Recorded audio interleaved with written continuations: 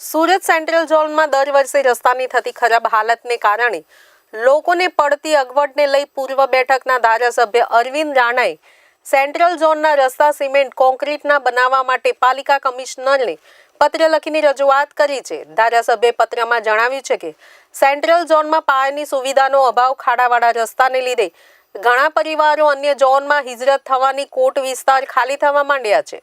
Central ઝોનમાં ગીચ વસ્તી અને વર્ષોથી કોર્પોરેશનના વેરા ભરાતા હોવા છતાં પાયાની સુવિધા ઉપલબ્ધ કરાતી નથી. વિકાસનો કોઈ મોટા કામો થતા નથી. લોકોના વેરાના નાણાંનો શહેરના અન્ય ઝોનમાં વિકાસના કામોમાં કરોડોનો ખર્ચ થાય છે. ત્યારે સેન્ટ્રલ ઝોન મૂળ સુરત શહેરના તમામ રસ્તાઓ ધીમે ધીમે સીસી રોડ બનવા માટે ચૂંટાયેલા લોકપ્રિય નેતાઓ અને સ્થાનિકોની રજૂઆત ધ્યાનમાં લઈ સીસી રોડ બનાવવાની જરૂરિયાત છે. અને આ સુરત શહેરમાં વર્ષોથી સુરત મહાનગરપાલિકા તો હમણાં થયું છે, પરંતુ તે પહેલાં નગરપાલિકા, એ પહેલાં બરો નગરપાલિકા અને તે વખતથી સુરત શહેરના જે રસ્તાઓ છે એ ડામરના રસ્તાઓ છે.